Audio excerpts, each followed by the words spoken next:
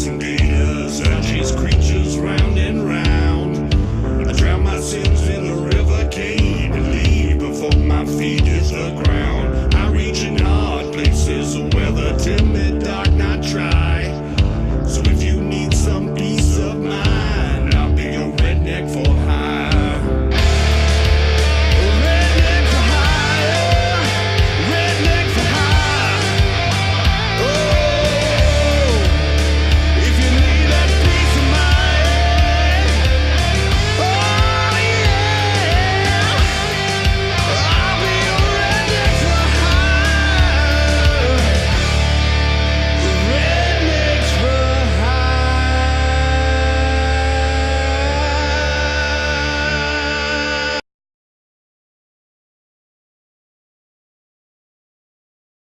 Well, here in Louisiana, you know, we used to get a couple floods here and there, but the past couple of years, man, we've had floods. At least seems like it's every 2 or 3 years we have one, and we just had one here recently. That's water's still trying to go down.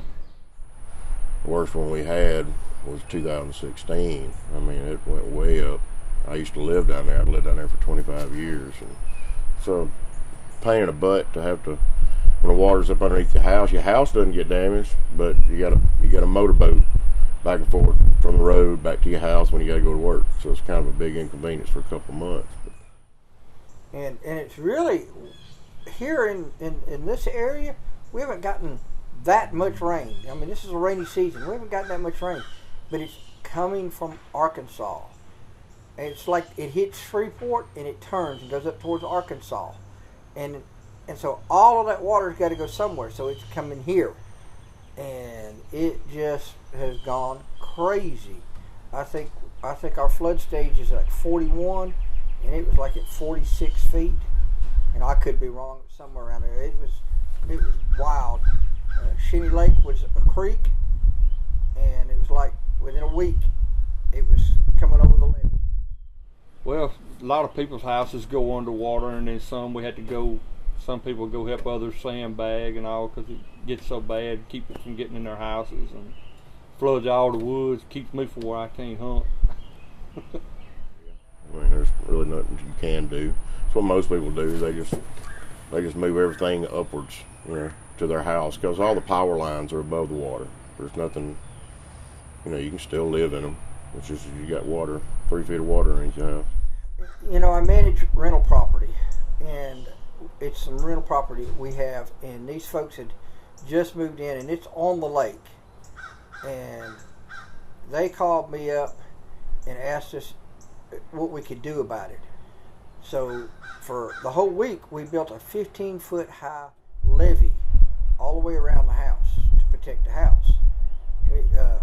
We had something like 32 truckloads of dirt brought in, and we'd been working for several weeks, several days rather, trying to get the levee system built before the water came in.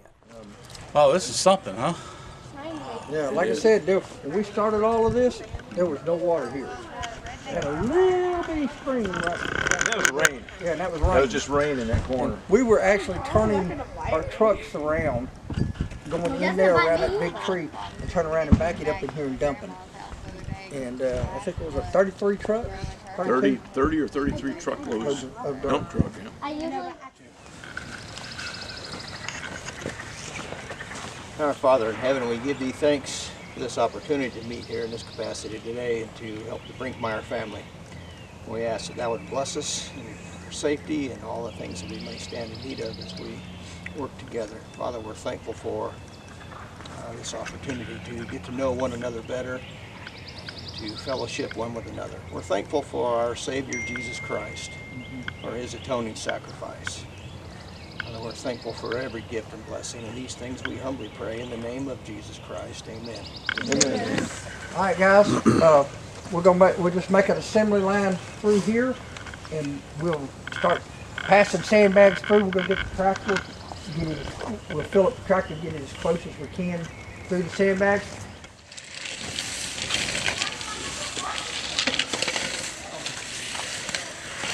Yeah, just lay it that way so it won't get somebody won't slide over it. this way. I was thinking about maybe just, we don't need the pump, we could just get David on that end and he could just siphon it. Right, yeah.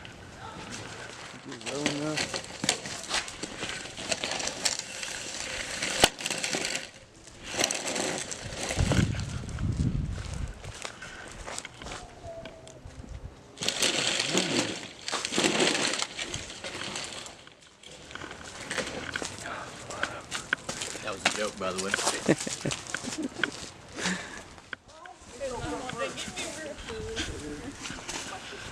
We're actually doing some work. What's the top? We're going back to heavy. Go back to one. Child. It took us a good, I'd say 4 hours, 4.5 hours. We had probably 15, 20 people out there, and we made a chain and just started throwing sandbags out there. We'd already had them filled. We got a bunch of them filled at the Ike, and we just started throwing sandbags up there. Makes me feel old when I say so. Faith, we got 2 more houses to go after this. And then we're going to do a gator hunt tonight too. You in? What's that look? I need bait. I need gator bait. Hey David, so the boys are at the Ike. There's just a pile of sand. There's no bags, no shovels, no We people. got bags. All right, ready? Yeah. Hey Jack, this is David. We just sent a group up to the Ike to get sand, and there is no bags. No shovels. Bags. What they telling me?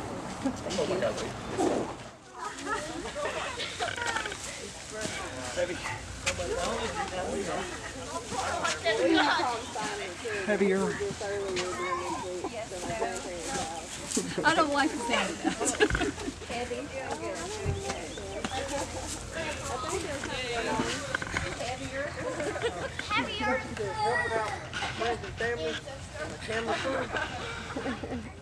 Yeah, ladybugs carry me away. Carrying you? I found a bunch of ladybugs inside it. Carry me away. I got an extra sandbag here. We need to put it somewhere. I filled it up, Mike. What do you want? I mean, Brother Round. Oh, I got This is the future of Louisiana and the Rednecks. The only thing I need them to do is these guys need to grow a beard. What? Sorry, I don't have Not the ladies, okay. the guys. I don't have the These two can grow a beard. Yeah, y'all need to grow You're already beards. growing one. And once you get your beards, come see me. And we'll put you on. Now, what I want is my camera guy to do a reverse and look at their parents over there. Hello. Hey, parents! And none of you guys very. I need all the parents of these kids to raise your hands. Hi, Daddy. If you want Any relation to any of these kids, raise your hand. Hi, how are you? These guys doesn't want to clean you. I can't see you guys. I'm looking at them. These guys are the future of our TV show, Rednecks for Hire. We got out there and just started sandbagging it, and the owner, Mike, and his sons came out and helped us all sandbag it and save the house. And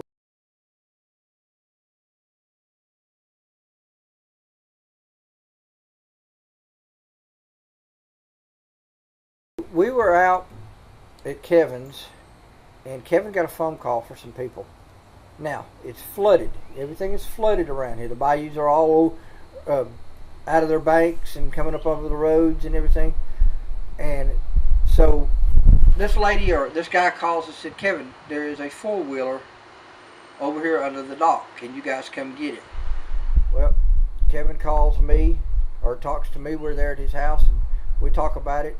Kevin goes out the next day to look at it.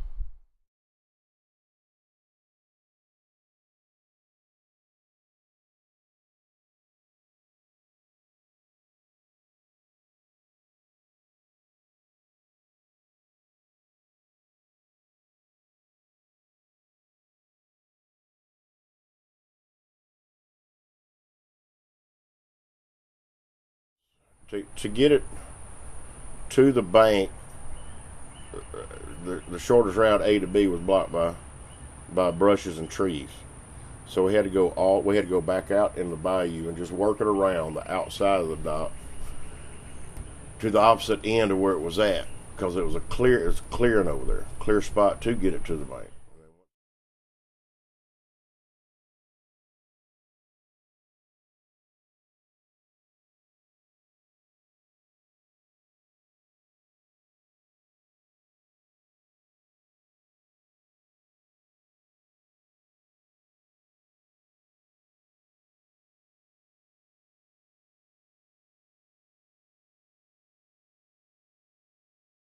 We pull it around the pier and around to the other side, because the pier goes way out and around. So we had to pull it all the way around in the bayou, still upside down.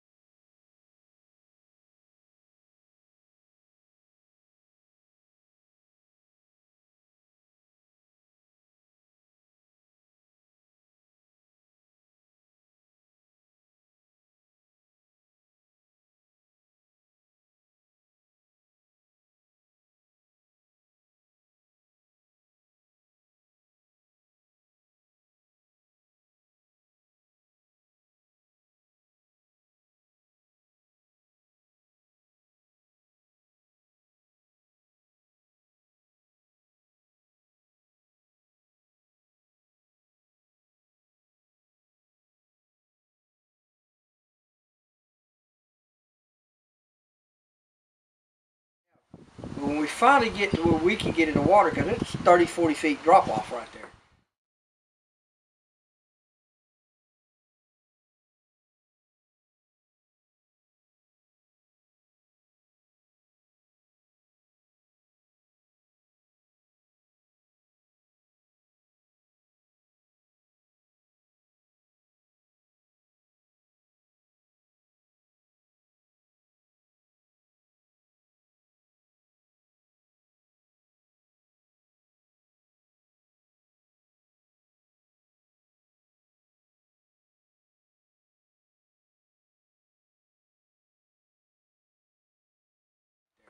We get to where we get in the water and see what it really is. We find out it's an 8-wheeler. And once we got it to the bank, tied a rope underneath it back around and used that as leverage. I was on the bank, Dave was in the water, and a couple of people were on the adjoining dock. And we were going to lift it over because we had to get it up right before we could get it on the bank. And we finally, after me and Brett both fall in the water, Brett almost falls underneath it, we get it flipped over.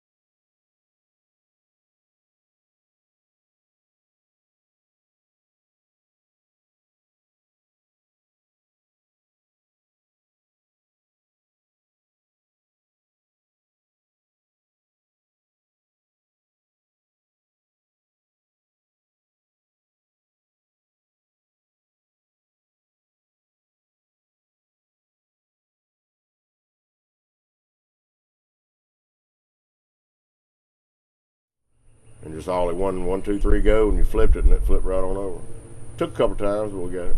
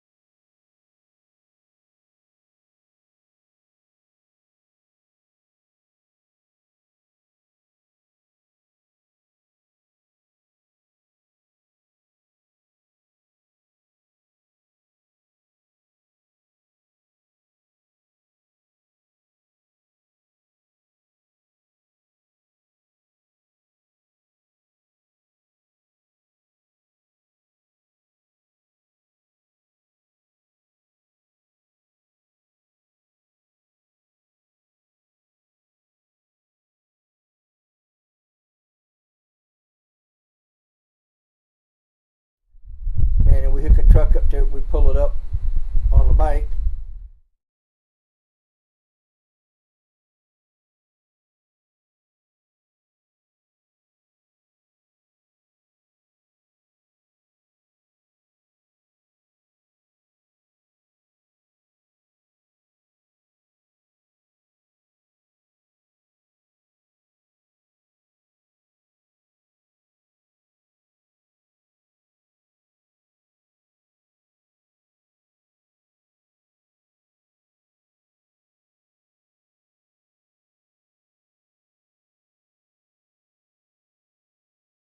Truck, and so we tied a tow strap to it, and we got it lined up, and he backed up and pulled it out for us up underneath this house.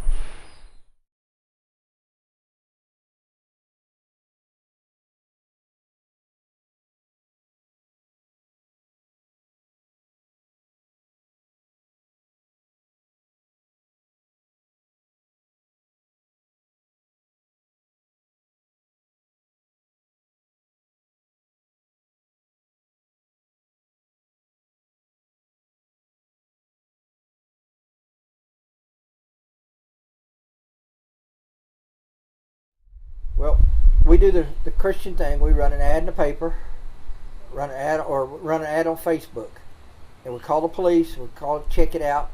This detective calls us, says that, you know, we need to come get it. We'll hold it until we figure out who it belongs to. And we told him, no, we got it. We get a phone call that next day, and it finds out it is somebody's there. So he does all the identification. He tells us all about it and everything. We said, it's yours.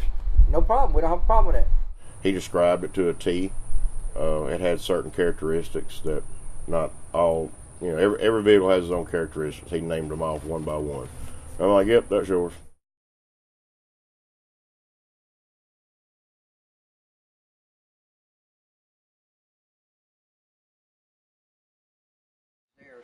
So we met up with them, and, you know, we'd already cleaned it up and met up with them and unloaded it and gave it to them, and they were just very grateful.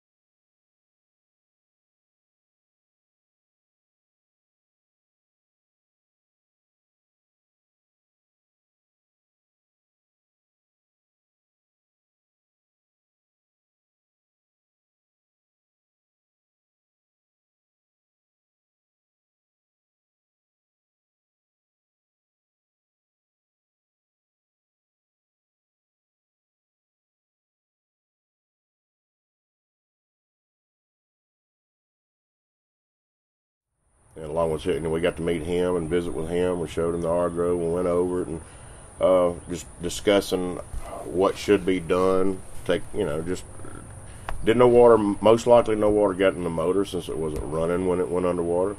But just tear all the plugs out and just start mystery marvel oil in every orifice you can, just to keep it from varnishing over and freezing up. So he also gave us a little commentary. Their last name is White, and where we were at was on White's Ferry Road.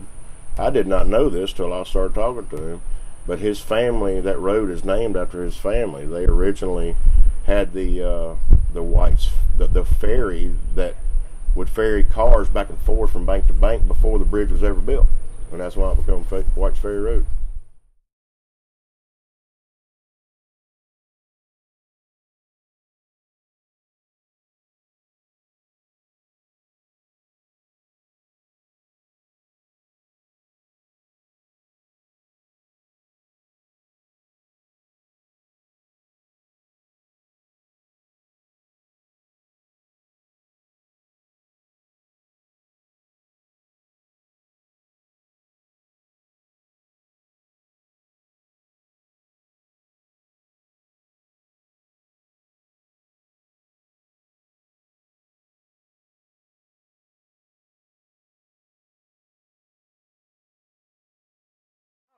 We would love to have had it if nobody would have claimed it, you know, and it had not been stolen or anything, then we'd have probably kept it and cleaned it up and used it on the show, but it's not ours. You know, we would want, if we lost something and somebody found it, we'd want ours returned just like you guys would. So it's the right thing to do, Christian thing to do. We returned it to the folks, and they were very grateful for us returning it to them.